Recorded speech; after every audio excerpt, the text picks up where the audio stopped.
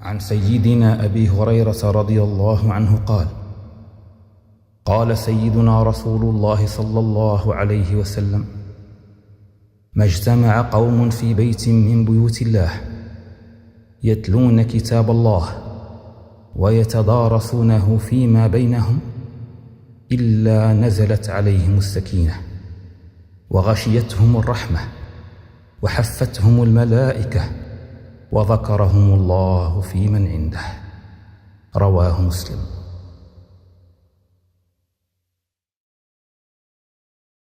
أعوذ بالله من الشيطان الرجيم. بسم الله الرحمن الرحيم. لن تنالوا البر حتى تنفقوا مما تحبون وما تنفقوا من شيء فإن الله به عليم. كل طعام كان حلا لبني إسرائيل إلا ما حرم إسرائيل على نفسه من قبل أن تنزل التوراة. قل فأتوا بالتوراة فاتلوها إن كنتم صادقين. فمن افترى على الله كذبا من بعد ذلك فأولئك هم الظالمون. وصدق الله. فاتبعوا ملة إبراهيم حنيفا وما كان من المشركين. إن أول بيت وضع للناس الذي بمكة مبارك وهدى للعالمين فيه آيات بينات مقام إبراهيم ومن دخله كان آمنا. ولله على الناس حج البيت من استطاع إليه سبيلا ومن كفر فإن الله غني عن العالمين. قل يا أهل الكتاب لم تكفرون بآيات الله والله شهيد على ما تعملون. قل يا أهل الكتاب لم تصدون عن سبيل الله من تبغونها عوجا وأنتم شهداء وما الله بغافل عما تعملون. يا أيها الذين آمنوا إن تطيعوا فريقا من الذين أوتوا الكتاب يردوكم بعد إيمانكم كافرين. وكيف تكفرون وأنتم تتلى عليكم آيات الله وفيكم رسوله ومن يعتصم بالله فقد هدي إلى صراط مستقيم. يا أيها الذين آمنوا اتقوا الله حق تقاته ولا تموتن إلا وأنتم مسلمون. واعتصموا بحبل الله جميعا ولا تفرقوا. واذكروا نعمة الله عليكم إذ كنتم أعداء فألف بين قلوبكم فأصبحتم بنعمته إخوانا وكنتم على شفا حفرة من النار فأنقذكم منها. كذلك يبين الله لكم آياته لعلكم تهتدون. وتكن منكم أمة يدعون إلى الخير ويأمرون بالمعروف وينهون عن المنكر وأولئك هم المفلحون. ولا تكونوا كالذين تفرقوا واختلفوا من بعد ما جاءهم البينات وأولئك لهم عذاب عظيم. يوم تبيض وجوه وتسود وجوه فأما الذين اسودت وجوههم أكفرتم بعد إيمانكم فذوقوا العذاب بما كنتم تكفرون. وأما الذين ابيضت وجوههم ففي رحمة الله هم فيها خالدون. تلك آيات الله نتلوها عليك بالحق وما الله يريد ظلما للعالمين. ولله ما في السماوات وما في الأرض وإلى الله ترجع الأمور. كنتم خير أمة أخرجت للناس تأمرون بالمعروف وتنهون عن المنكر وتؤمنون بالله. ولو آمن أهل الكتاب لكان خيرا لهم منهم المؤمنون وأكثرهم الفاسقون. لن يضروكم إلا أذى وإن يقاتلوكم يولوكم الأدبار ثم لا ينصرون. ضربت عليهم الذلة أينما ثقفوا إلا بحبل من الله وحبل من الناس وباءوا بغضب من الله وضربت عليهم المسكنة ذلك بأنهم كانوا يكفرون بآيات الله ويقتلون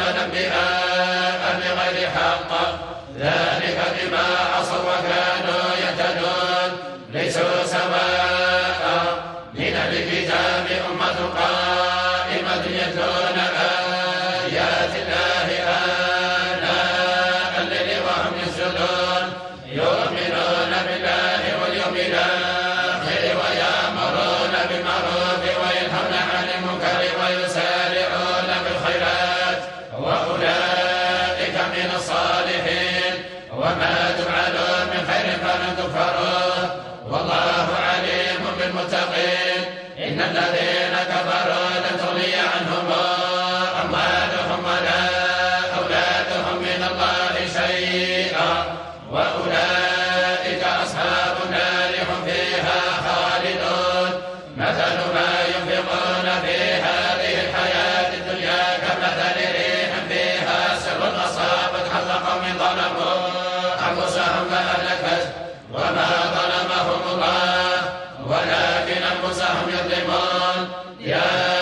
أيها الذين آمنوا لا تتخذوا بطانة من دونكم لا يألونكم خبالا ودوا ما عنتم قد بدت البغضاء من أفواههم وما تخفي صدورهم أكبر قد بينا لكم الآيات إن كنتم تعقلون أنتم أولئك تحبونهم ولا يحبونكم وتؤمنون بالكتاب كله وإذا لقوكم قالوا آمنا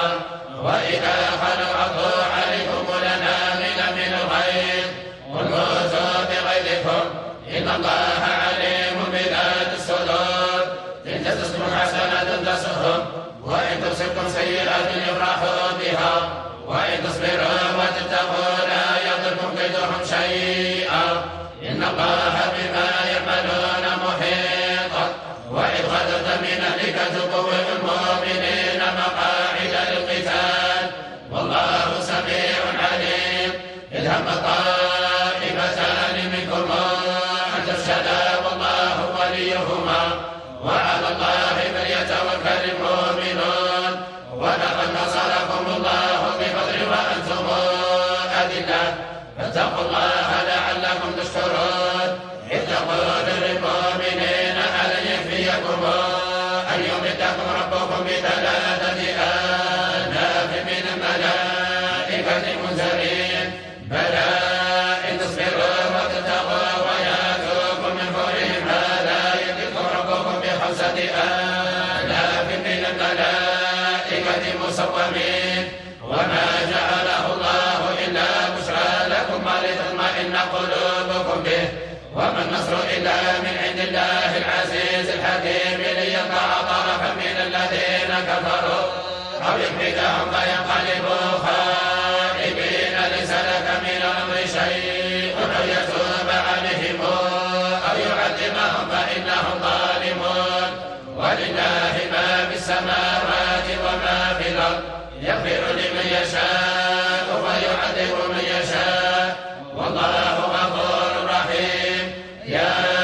أيها الذين آمنوا لا تأكلوا الربا أضعافا مضاعفة واتقوا الله لعلكم تفلحون واتقوا النار التي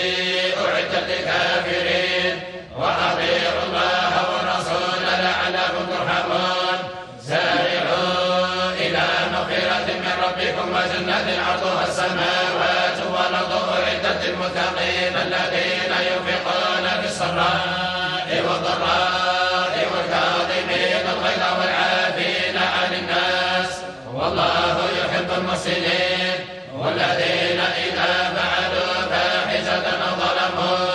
أنفسهم ذكروا الله فاستغفروا لذنوبهم ومن يغفر الذنوب إلا الله ولم يصروا على ما فعلوا وهم يعلمون أولئك جزاؤهم مغفرة من ربهم وجنات تجري من تحتها الأنهار خالدين فيها ونعم أجر العاملين قد خلت من قبلكم سنن فسيروا في الأرض فانظروا كيف كان عاقبة المكذبين هذا بيان للناس وهدى وموعظة للمتقين ولا تهنوا ولا تحزنوا وأنتم الأعلون إن كنتم مؤمنين إن يمسسكم قرح فقد مس القوم قرح مثله وتلك الأيام نداولها بين الناس وليعلم الله الذين آمنوا ويتخذ منكم شهداء والله لا يحب الظالمين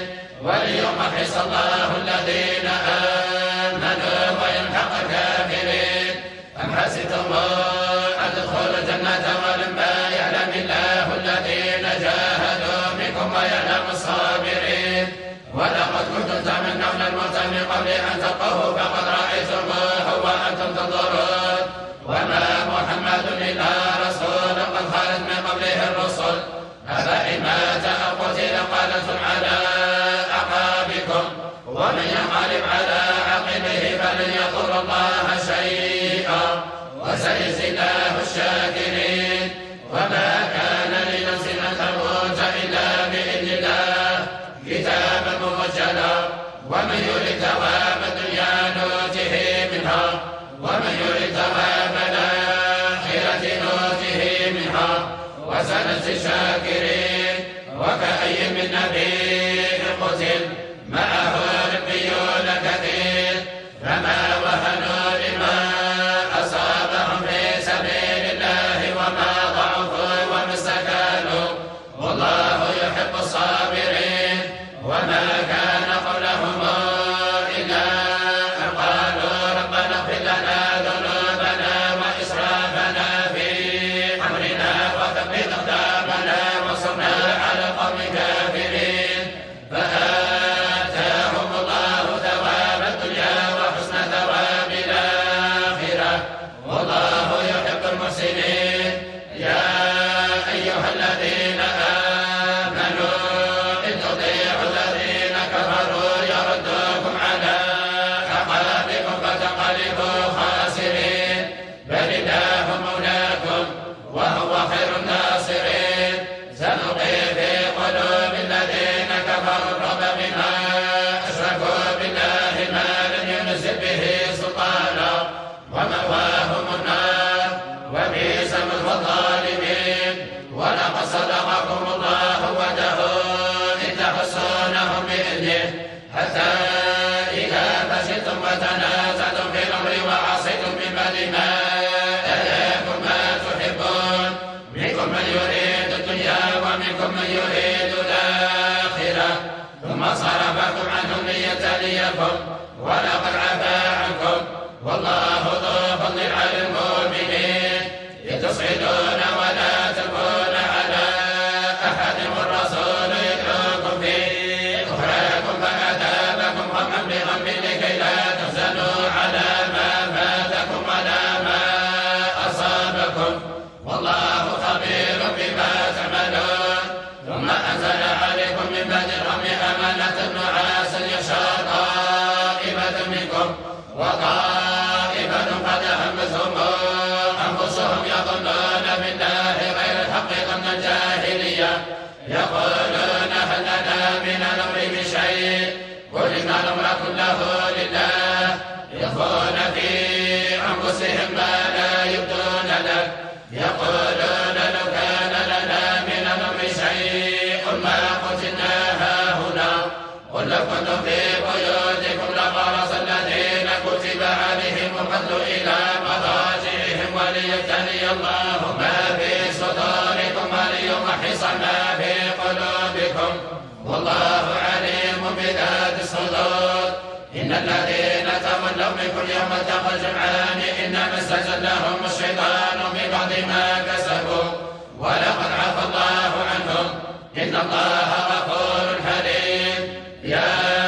أيها الذين آمنوا لا تكونوا كالذين كفروا وقالوا لإخوانهم إذا ضربوا في الأرض أو كانوا غزا أو كانوا عندنا ما ماتوا وما قتلوا ليجعل الله ذلك حسرة في قلوبهم والله يحيي ويميت والله بما تعملون بصير ولئن قتلتم في سبيل الله أو متم لمغفرة من الله ورحمة خير مما تجمعون ولئن متم أو قتلتم لإلى الله تحشرون فبما رحمة من الله لنت لهم ولو كنت فضلا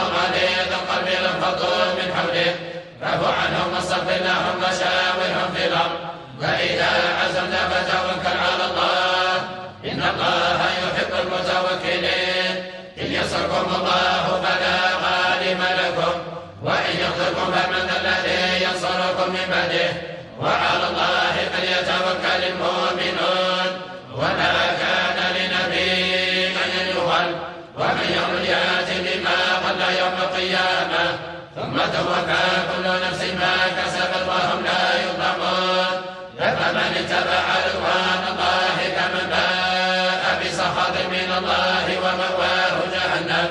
وبئس المصير. هم درجات عند الله والله بصير بما يعملون. لقد من الله على المؤمنين إذ بعث فيهم رسولا من أنفسهم يتلو عليهم آياته ويزكيهم ويعلمهم الكتاب والحكمة وإن كانوا من قبل لفي ضلال مبين. أولما أصابتكم مصيبة قد أصبتم مثلها قلتم أن هذا قل هو من عند أنفسكم إن الله على كل شيء قدير. وما أصابكم يوم التقى الجمعان فبإذن الله وليعلم المؤمنين وليعلم الذين نافقوا. وقيل لهم تعالوا قاتلوا في سبيل الله أو ادفعوا قالوا لو نعلم قتالا لاتبعناكم هم لكفر يومئذ أقرب منهم للإيمان يقولون بأفواههم ما ليس في قلوبهم والله أعلم بما يكتمون. الذين قالوا لإخوانهم وقعدوا وطاعونا ما قتلوا قل فادرءوا عن أنفسكم الموت إن كنتم صادقين ولا تحسبن الذين قتلوا في سبيل الله أمواتا بل أحياء عند ربهم يرزقون فرحين بما آتاهم الله من فضله ويستبشرون بالذين لم يلحقوا بهم من خلفهم ألا خوف عليهم ولا هم يحزنون. يستبشرون بنعمة من الله وفضل وأن الله لا يضيع أجر المؤمنين الذين استجابوا لله والرسول من بعد ما أصابهم القرح للذين أحسنوا منهم واتقوا أجر عظيم. الذين قال لهم الناس إن الناس قد جمعوا لكم فاخشوهم فزادهم إيمانا وقالوا حسبنا الله ونعم الوكيل. فطلبوا بنعمة من الله وفضل لم يمسسوا سوء واتبعوا رضوان الله والله ذو فضل عظيم. إنما ذلكم الشيطان يخوف أولياءه فلا تخافوهم وخافون إن كنتم مؤمنين ولا يحزنك الذين يسارعون بكم إنهم لن يضروا الله شيئا يريد الله أن لا يجعل لهم حظا في الآخرة ولهم عذاب عظيم. إن الذين اشتروا الكفر بالإيمان لن يضروا الله شيئا ولهم عذاب أليم. ولا يحسبن الذين كفروا أنما نملي لهم خير لأنفسهم إنما نملي لهم ليزدادوا إثما ولهم عذاب مهين. ما كان الله ليذر المؤمنين على ما أنتم عليه حتى يميز الخبيث من الطيب وما كان الله ليطلعكم على الغيب ولكن الله يجتبي من رسله من يشاء. فآمنوا بالله ورسله وإن تؤمنوا وتتقوا فلكم أجر عظيم. ولا يحسبن الذين يبخلون بما آتاهم الله من فضله هو خير لهم بل هو شر لهم سيطوقون ما بخلوا به يوم القيامة ولله ميراث السماوات والأرض والله بما تعملون خبير. لقد سمع الله قول الذين قالوا إن الله فقير ونحن أغنياء سنكتب ما قالوا وقتلهم الأنبياء بغير حق ونقول ذوقوا عذاب الحريق ذلك بما قدمت أيديكم وأن الله ليس بظلام للعبيد. الذين قالوا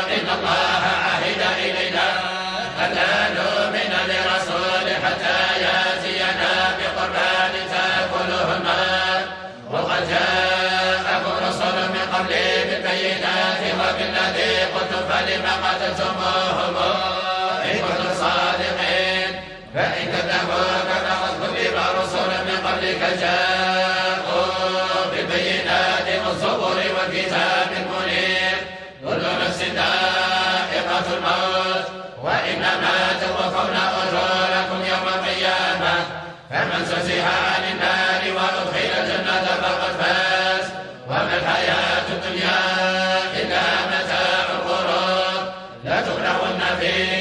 أموالكم وأنفسكم ولتسمعن من الذين أوتوا الكتاب من قبلكم ومن الذين أشركوا أذى كثيرا وإن تصبروا وتتقوا فإن ذلك من عزم الأمور وإذا أخذ الله ميثاق الذين أوتوا الكتاب لتبيننه للناس ولا تكتمونه فنبذوه وراء ظهورهم واشتروا به ثمنا قليلا فبئس ما يشترون لا يحسبن الذين يفرحون بما أتوا ويحبون أن يحمدوا بما لم يفعلوا فلا تحسبنهم بمفازة من العذاب ولهم عذاب أليم ولله ملك السماوات والأرض والله على كل شيء قدير إن في خلق السماوات والأرض واختلاف الليل والنهار لآيات لأولي الألباب الذين يذكرون الله قياما وقعودا وعلى جنوبهم ويتفكرون في خلق السماوات والأرض ربنا ما خلقت هذا باطلا سبحانك فقنا عذاب النار ربنا إنك من تدخل النار فقد أخزيته وما للظالمين من أنصار ربنا إننا سمعنا مناديا ينادي للإيمان أن آمنوا بربكم فآمنا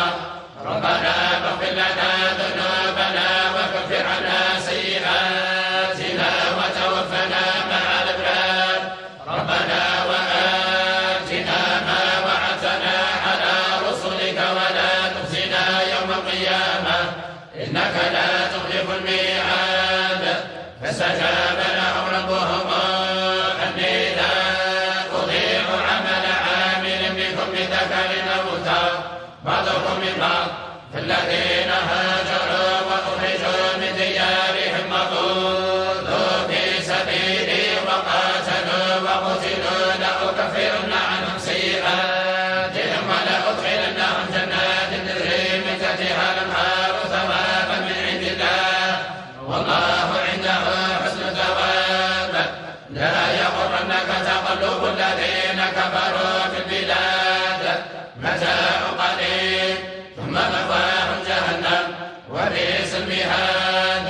لكن الذين اتقوا ربهم لهم جنات تجري من تحتها الأنهار خالدين فيها نزلا من عند الله وما عند الله خير للعباد وإن من أهل الكتاب لمن يؤمن بالله وما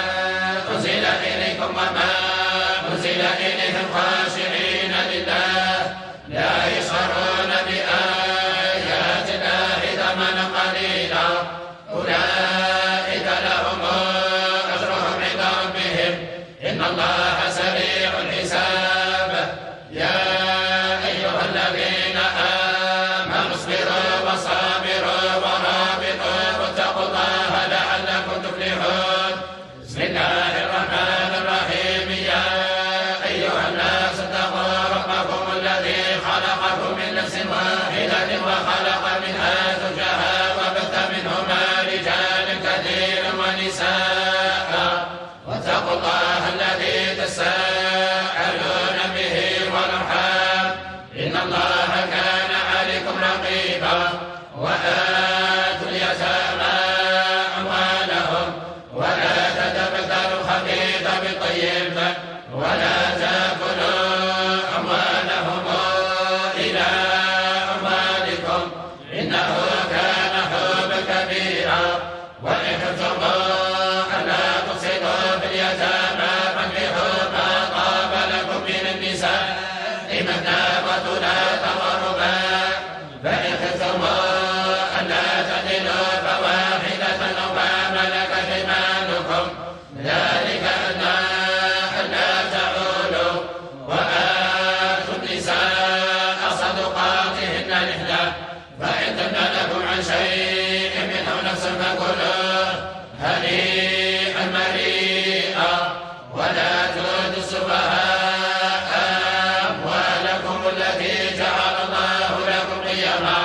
وارزقوهم فيها واكسوهم وقولوا لهم قولا معروفا وابتلوا اليتامى حتى إذا بلغوا النكاح فإن آنستم منهم رشدا فادفعوا إليهم أموالهم ولا تأكلوها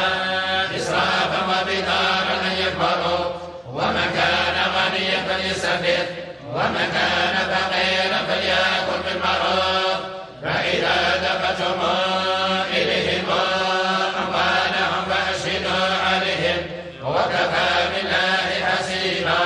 للرجال نصيب مما ترك الوالدان والأقربون وللنساء نصيب مما ترك الوالدان والأقربون مما قل منه أو كثر نصيبا مفروضا وإذا حضروا قسمة أولو القربى واليتامى والمساكين فارزقوهم منه وقولوا لهم قولا معروفا وليخشى الذين لو تركوا من خلفهم ذرية ضعافا خافوا عليهم فليتقوا الله وليقولوا قولا سديدا إن الذين يأكلون أموال اليتامى ظلما إنما يأكلون في بطونهم نارا وسيصلون سعيرا يوصيكم الله في أولادكم للذكر مثل حظ الأنثيين فإن كن نساء فوق اثنتين فلهن ثلثا ما ترك وإن كانت واحدة فلها النصف ولأبويه لكل واحد منهما السدس مما ترك إن كان له ولد فإن لم يكن له ولد وورثه أبواه فلأمه الثلث فإن كان له إخوة فلأمه السدس من بعد وصية يوصي بها أو دين آباؤكم وأبناؤكم لا تدرون أيهم أقرب لكم نفعا فريضة من الله إن الله كان عليما حكيما ولكم نصف ما ترك أزواجكم إن لم يكن لهن ولد فإن كان لهن ولد فلكم الربع مما تركن من بعد وصية يوصين بها أو دين ولهن الربع مما تركتم إن لم يكن لكم ولد فإن كان لكم ولد فلهن الثمن مما تركتم من بعد وصية توصون بها أو دين وإن كان رجل يورث كلالة أو امرأة وله أخ أو أخت فلكل واحد منهما السدس فإن كانوا أكثر من ذلك فهم شركاء في الثلث من بعد وصية يوصي بها أو دين غير مضار وصية من الله والله عليم حليم تلك حدود الله ومن يطع الله ورسوله يدخله جنات تجري من تحتها الأنهار خالدين فيها وذلك الفوز العظيم ومن يعص الله ورسوله ويتعد حدوده ندخله نارا خالدا فيها وله عذاب مهين واللاتي ياتين الفاحشة من نسائكم فسجدوا عليهن 4 منكم فإن شهدوا فأمسكوهن في البيوت حتى يتوفاهن الموت أو يجعل الله لهن سبيلا واللذان ياتيانها منكم فآتوهما فإن تابا وأصلحا فأعرضوا عنهما إن الله كان توابا رحيما إنما التوبة على الله للذين يعملون السوء بجهالة ثم يتوبون من قريب فأولئك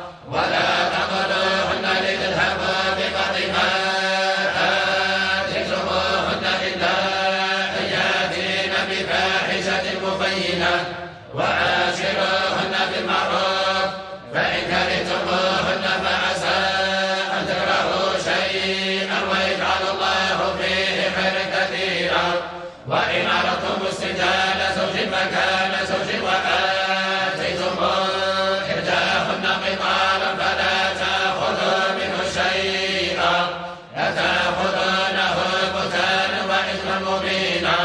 وكيف تأخذونه وقد طابقكم إلى بعض وأخذ منكم ميثاقا غليظا ولا تنكحوا ما نكح آباؤكم من النساء إلا ما قد سلف إنه كان فاحشة ومقتا وساء سبيلا. حرمت عليكم أمهاتكم وبناتكم وأخواتكم وعماتكم وخالاتكم وبنات الأخ وبنات الأخت وأمهاتكم اللاتي أرضعنكم وأخواتكم من الرضاعة وأمهات نسائكم وربائبكم اللاتي في حجوركم من نسائكم اللاتي دخلتم بهن فإن لم تكونوا دخلتم بهن فلا جناح عليكم وحلائل أبنائكم الذين من أصلابكم وأن تجمعوا بين الأختين إلا ما قد سلف إن الله كان غفورا رحيما. بسم الله الرحمن الرحيم. قل هو الله أحد الله الصمد لم يلد ولم يولد ولم يكن له كفوا أحد. بسم الله الرحمن الرحيم. قل هو الله أحد الله الصمد لم يلد ولم يولد ولم يكن له كفوا أحد. بسم الله الرحمن الرحيم. قل هو الله أحد الله الصمد لم يلد ولم يولد ولم يكن له كفوا أحد. بسم الله الرحمن الرحيم. قل أعوذ برب الفلق من شر ما خلق ومن شر غاسق إذا وقب ومن شر النفاثات في العقد ومن شر حاسد إذا حسد.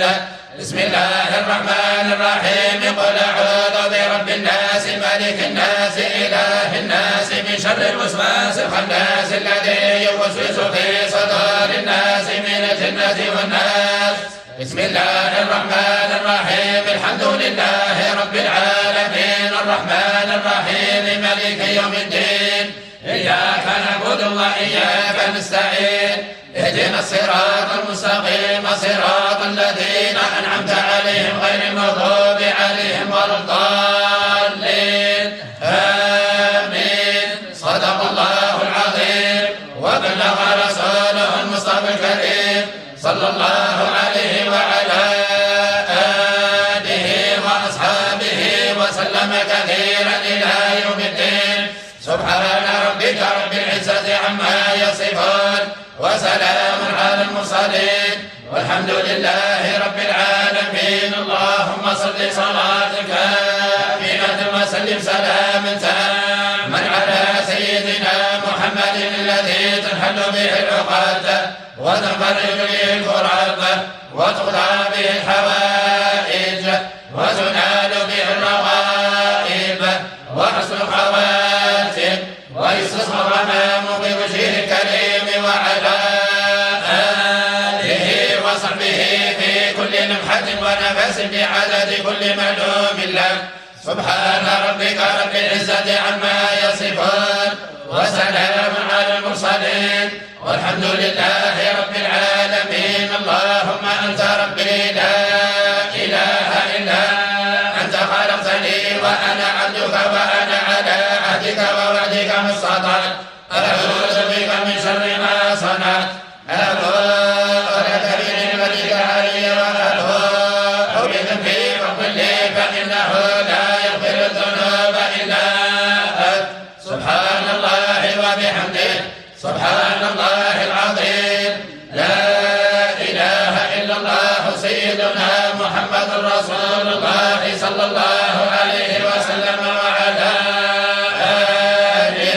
اللهم ثبت علمها في قلبي واغفر لي ذنبي واغفر للمؤمنين والمؤمنات. الحمد لله وسلام على عباده الذين اصطفى. سبحان ربك رب العزة عما يصفون وسلام على المرسلين والحمد لله رب العالمين.